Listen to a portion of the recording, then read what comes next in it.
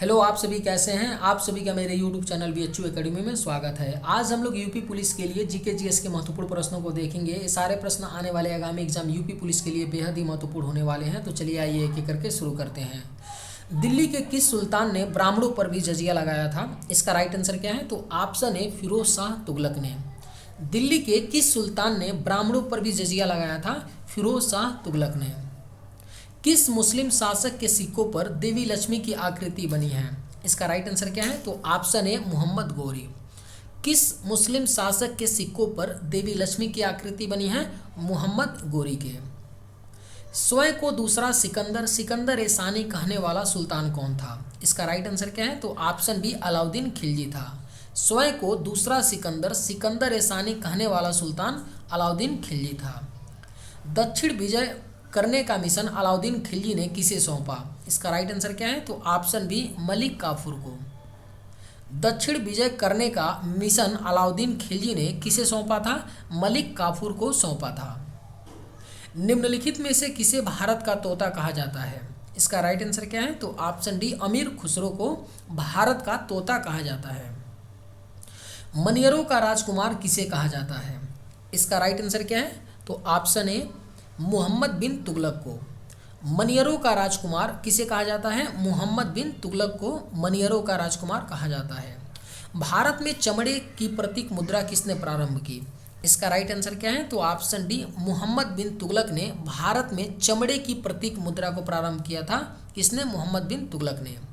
दीवान ए खैरात नामक एक अलग विभाग की स्थापना किसने की? इसका राइट आंसर क्या है? तो ऑप्शन बी फिरोज शाह तुगलक ने किया था। दीवान ए खैरात नामक एक अलग विभाग की स्थापना किसने की थी? फिरोज शाह तुगलक ने। लोदी वंश का अंतिम शासक कौन था? इसका राइट आंसर क्या है? तो ऑप्शन ए इब्राहिम लोदी था। लोदी वंश का अंतिम शासक कौन था? इब्राहिम लोदी था। निम्न में से कौन गुरु गुलरुखी के उपनाम से कविताएं लिखा करता था? इसका राइट आंसर क्या है? तो ऑप्शन सी सिकंदर लोदी। कौन गुलरुखी के उपनाम से कविताएं लिखा करता था? सिकंदर लोदी। कुतुब मीनार के निर्माण कार्य को किसने पूरा किया था? इसका राइट आंसर क्या है? तो ऑप्शन सी इल्तुतमिश ने। कुतुब मीनार के निर्माण कार्य को किसने पूरा किया था? इल्तुतमिश ने। और निर्माण कार्य को प्रारंभ किसने करवाया था? कुतुबुद्दीन ऐबक ने। कुतुब मीनार की ऊंचाई कितनी है? 72 फीट है। कितनी है? तो 72 फीट है। चलिए नेक्स्ट क्वेश्चन पे चलते हैं। रजिया सुल्तान किसकी बेटी थी? इसका राइट आंसर क्या है? तो ऑप्शन बी इल्तुतमिश की। रजिया सुल्तान किसकी बेटी थी? इल्तुतमिश की बेटी थी। किसके शासनकाल में सबसे अधिक मंगोल आक्रमण हुए? इसका राइट आंसर क्या है? तो ऑप्शन डी अलाउद्दीन खिलजी। किसके शासनकाल में सबसे अधिक मंगोल आक्रमण हुए थे? अलाउद्दीन खिलजी के शासनकाल में। दिल्ली के सुल्तान का पद संभालने से पहले बलबन किस सुल्तान का प्रधानमंत्री था? इसका राइट आंसर क्या है? तो ऑप्शन ए नसरुद्दीन महमूद का। दिल्ली के सुल्तान का पद संभालने से पहले बलबन किस सुल्तान का प्रधानमंत्री था? नसरुद्दीन महमूद का। नियमित मुद्रा जारी करने वाला और दिल्ली को अपने साम्राज्य की राजधानी घोषित करने वाला दिल्ली का प्रथम सुल्तान कौन था? इसका राइट आंसर क्या है? तो ऑप्शन ए इल्तुतमिश था। नियमित मुद्रा जारी करने वाला और दिल्ली को अपने साम्राज्य की राजधानी घोषित करने वाला दिल्ली का प्रथम सुल्तान इल्तुतमिश था।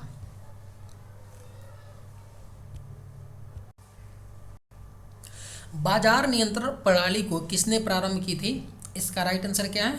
तो ऑप्शन डी अलाउद्दीन खिलजी ने। बाजार नियंत्रण सिस्टम को किसने प्रारंभ किया था? अलाउद्दीन खिलजी ने। दिल्ली सल्तनत के किस सुल्तान ने सर्वप्रथम अस्थायी सेना का निर्माण किया?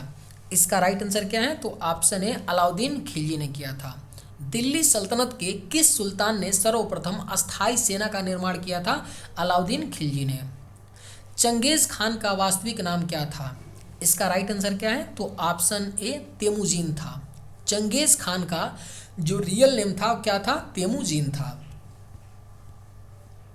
दिल्ली पर राज करने वाली प्रथम महिला शासिका कौन थी? इसका राइट आंसर क्या है? आप सभी जानते होंगे, रजिया सुल्तान थी। दिल्ली पर राज करने वाली प्रथम महिला और अंतिम भी शासिका यही थी, रजिया सुल्तान, जो इल्तुतमिश की बेटी थी। प्रसिद्ध पारसी पर्व नवरोज को भारत में निम्न में से किसने प्रारंभ किया था? इसका राइट आंसर क्या है? तो ऑप्शन डी बलबन ने। प्रसिद्ध पारसी पर्व नवरोज को भारत में किसने प्रारंभ किया था? बलबन ने किया था। अमीर खुसरो का जन्म कहाँ हुआ था? इसका राइट आंसर क्या है? तो ऑप्शन सी पटियाली में। अमीर खुसरो का जन्म कहाँ पे हुआ था? पटियाली में हुआ था। निम्नलिखित में से किसने अपने आप को खलीफा घोषित किया था? इसका राइट आंसर क्या है? तो ऑप्शन सी मुबारक शाह खिलजी ने। निम्न में से किसने अपने आप को खलीफा घोषित किया था? मुबारक शाह खिलजी ने। किसने इक्तादारी प्रथा चलाई? इसका राइट आंसर क्या है? तो ऑप्शन बी इल्तुतमिश ने इक्तादारी प्रथा को चलाई थी। यात्री इब्नु बतूता किसके शासनकाल में भारत आया था?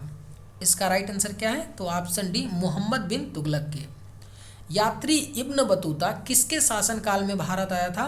मोहम्मद बिन तुगलक के शासनकाल में भारत आया था। तैमूर लंग ने किसके शासनकाल में भारत पर आक्रमण किया?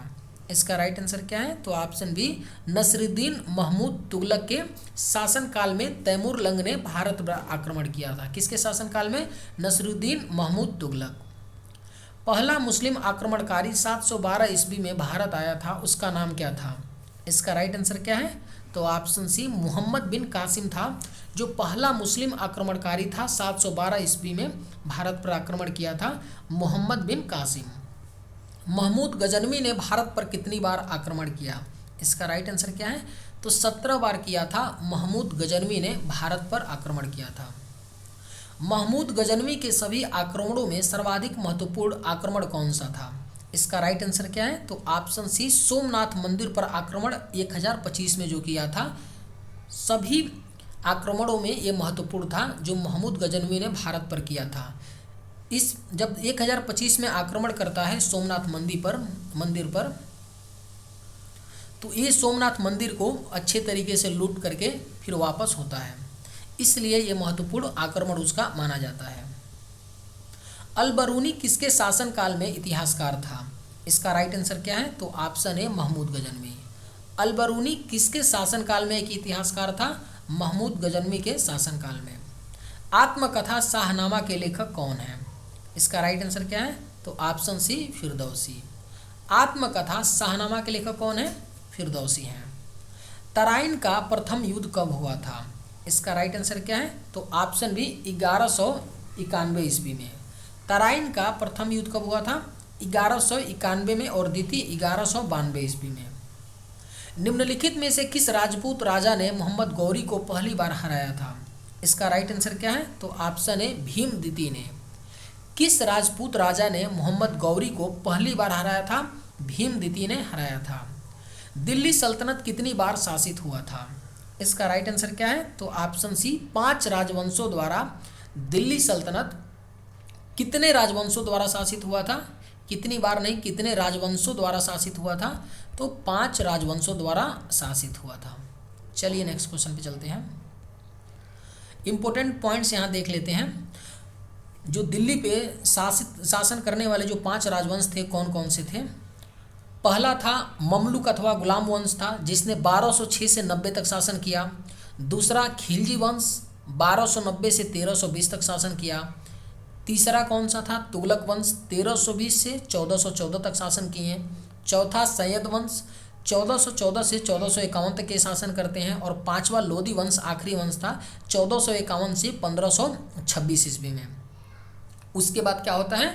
मुगल साम्राज्य की स्थापना हो जाती है, बाबर जो करते हैं।